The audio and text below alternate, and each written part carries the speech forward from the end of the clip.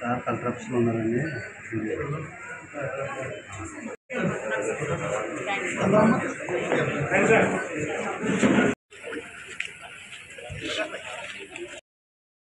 రాష్ట్రంలో రైతాంగం చూస్తే తీవ్ర ఇబ్బందులకు గురవుతుంది. ఈ రాష్ట్ర రైతాంగం తరఫున రాష్ట్ర వ్యాప్తంగా వైఎస్ఆర్సీపీ శ్రేణులు, రైతులు అందరూ కలిసి ఈరోజు కలెక్టర్ ఆఫీసులో రిప్రజెంటేషన్ ఇవ్వడం జరుగుతుంది. ఒక్కసారి ముఖ్యమంత్రి గారిని ఒకసారి దీని మీద దృష్టి కేంద్రీకరించాలని, ఈ రాష్ట్రంలో ఉన్న రైతులందరినీ ఆదుకోవాలని ఒకసారి రివ్యూ తీసుకుని, గతంలో శ్రీ జగన్మోహన్ రెడ్డి గారు ముఖ్యమంత్రిగా ఉండగా ఏ విధంగా రైతులకి యూరియా కానీ లేకపోతే డిఏపి కానీ ఏదైనా సరే ఏ విధంగా రైతులకు అందుబాటులో తీసుకొచ్చారు రైతు భరోసా కేంద్రాల ద్వారా. ఈరోజు రాష్ట్రంలో పరిస్థితులు, గతంలో జగన్మోహన్ రెడ్డి గారు ముఖ్యమంత్రిగా ఉండగా 270 రూపాయలకి ఒక యూరియా బ్యాగ్ ఇవ్వడం జరిగింది. ఈరోజు బ్లాక్ మార్కెట్లో 350 నుంచి 400 రూపాయలు రైతులు కొనుక్కునే పరిస్థితి వచ్చింది. అసలే రైతులు తీవ్ర నష్టాల్లో ఉన్నారు. ప్రభుత్వం మారిన తర్వాత ప్రతి రైతు, ప్యాడీ రైతు అయితేనే, ఆక్వా రైతు అయితేనే, మామిడికాయల రైతు అయితేనే, పొగాకు రైతు అయితేనే, ప్రతి సెక్షన్ ఆఫ్ రైతు కూడా తీవ్ర నష్టాల్లో ఉన్నారు. ఈ ప్రభుత్వం మారిన తర్వాత ఒకసారి ముఖ్యమంత్రి గారిని రివ్యూ చేయవలసిందిగా, రైతుల కష్టాలను ఒకసారి అర్థం చేసుకుని, మీరు ఎలాగా నేను మాట్లాడారు, నేను ఉండగా రైతులను ఏ పరిస్థితుల్లోనే ఆదుకోను, రైతులకు భరోసా ఇవ్వనని చెప్పేసి నిన్న ఓపెన్గానే చెప్పిన పరిస్థితి మేము చూసాం నిన్న మొన్నట్లోని. కానీ మీరు కొద్దిగా పెద్ద మనసు చేసుకుని ఈ రాష్ట్ర రైతాంగాన్ని ఆదుకోవాలని, ఇమీడియట్గా రైతులకి డిఏపి కానీ యూరియా కానీ అందుబాటులోకి తీసుకురావాలని. ఎందుకంటే గతంలో కూడా ఆంధ్ర రాష్ట్రమే, ఇప్పుడు ఆంధ్ర రాష్ట్రమే. మరి గతంలో జరిగినవి ఈరోజు ఎందుకు చేయలేకపోతున్నారు? మీరు ఒకసారి రివ్యూ చేసుకుని ఖచ్చితంగా రైతుల్ని ఆదుకోవాలని చెప్పేసి నేను కోరుకుంటున్నాను. అదేవిధంగా రైతుల విషయంలో తీవ్రంగా మరి గత సంవత్సరం నుంచి చూస్తున్నాం, 2 పంటలు అయ్యాయి తెలుగుదేశం ప్రభుత్వం వచ్చిన తర్వాత. మరి 2 పంటల్లోని తక్కువలో తక్కువ చూసుకుంటే యావరేజ్న ఎకరానికి సుమారు ఒక పంటకి 20,000, 2 పంటలకే 40,000 రైతులు నష్టపోతున్నారు. ముఖ్యంగా వరి రైతులు, వరి పండించే రైతులు. మరి మీరు ఎందుకు ఆదుకోవటం లేదు? మీ ప్రభుత్వం వచ్చిన తర్వాత ఒక బస్తాకి 40,000 నష్టపోయిన పరిస్థితి వరి రైతులదే. ఒక ఎకరానికి 40,000 నష్టపోయిన పరిస్థితులు వరి రైతుల విషయంలో చూసాం. అదేవిధంగా మరి రైతు భరోసా ఇస్తాను అని చెప్పేసి గత సంవత్సరం 20,000 రూపాయలు, 26,000 రూపాయలు అన్నారు. కానీ పోనీ 20,000 ఇస్తా అన్నారు, అది పూర్తిగా ఇవ్వడం మానేశారు. మరి ఈ సంవత్సరం 20,000, 2 కలిపి 40,000 నష్టపోయింది. ఎకరానికి 40,000 రైతులు నష్టపోయింది, ఎకరానికి 40,000, 80,000 రూపాయలు రైతు నష్టపోయి ఉంటే డైరెక్ట్గా ఆర్ ఇండైరెక్ట్గా మీరు కేంద్ర ప్రభుత్వం కలిసి 5,000 ప్లస్ 2,000 వేసాను అని చెప్పేసి రైతుల అకౌంట్లో అంటున్నారు.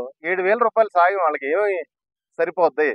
ముందు రైతులకి మద్దతు ధర విషయంలో ఒక సమీక్ష తీసుకుని గత గవర్నమెంట్లో ఎంతెంత ఉన్నాయి రేట్లు, ఈ గవర్నమెంట్లో ఎంతెంత ఉన్నాయని చెప్పేసి ముఖ్యంగా తెలుసుకుని ఈ రాష్ట్ర రైతులను ఆదుకోవాల్సిందిగా కోరుకుంటూ, అదేవిధంగా డిప్యూటీ సీఎం గారికి మరి గతంలో ఈ జిల్లా మంత్రిగా ఈరోజు మీరు ఉన్నారు కాబట్టి గతంలో మీరు రాష్ట్ర వ్యాప్తంగా కౌలు రైతులను ఆదుకుంటాను, కౌలు రైతులు మరణించిన కౌలు రైతులకి నా సొంత నిధుల నుంచి 1,00,000 రూపాయలు ఇస్తాను అని చెప్పేసి 5 కోట్లు అనుకుంటాను నేను పంచిపెడతానని చెప్పేసి రాష్ట్ర వ్యాప్తంగా మీరు వైఎస్ఆర్ కాంగ్రెస్ పార్టీ అధికారంలో ఉండగా మీరు రాష్ట్రం అంతా పర్యటించిన సంగతి ఇక్కడ ఉన్న వాళ్ళందరికీ గుర్తుండే ఉంటుంది.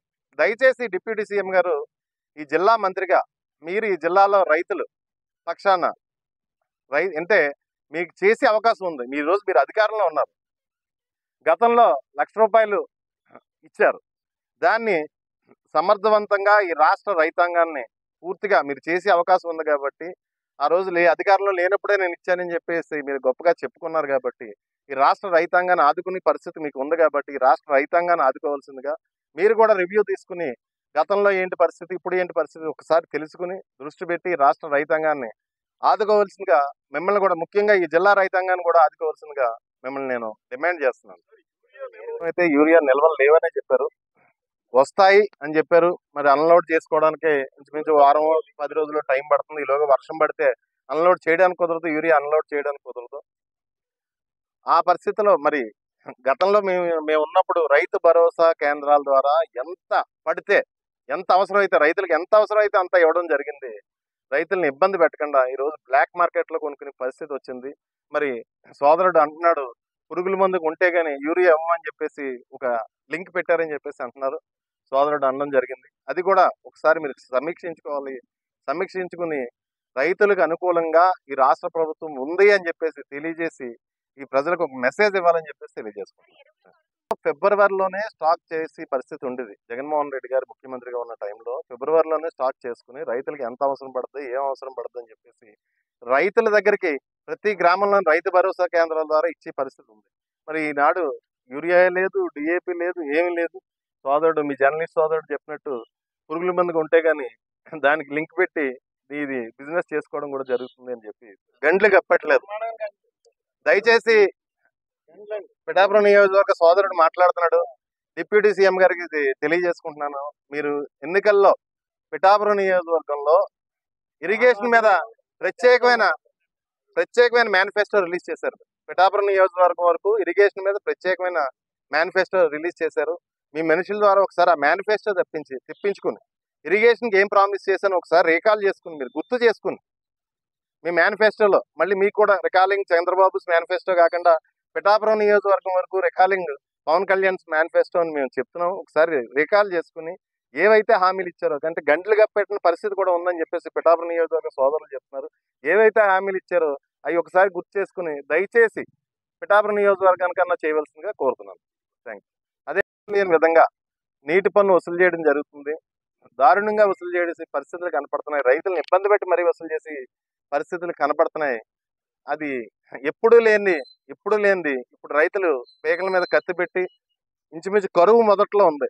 మరి కరువు చంద్రబాబు నాయుడు గారు కవల పిల్లలు అంటారు. కరువు అడుగు పెడుతుంది, స్టార్ట్ అవుతుంది. ఒకసారి చెక్ చేసుకుని ఆ నీటి పన్నుల బాధ కూడా ఈ జిల్లా రైతాంగాన్ని తప్పించవలసిందిగా కోరుకుంటున్నాను. Thank you.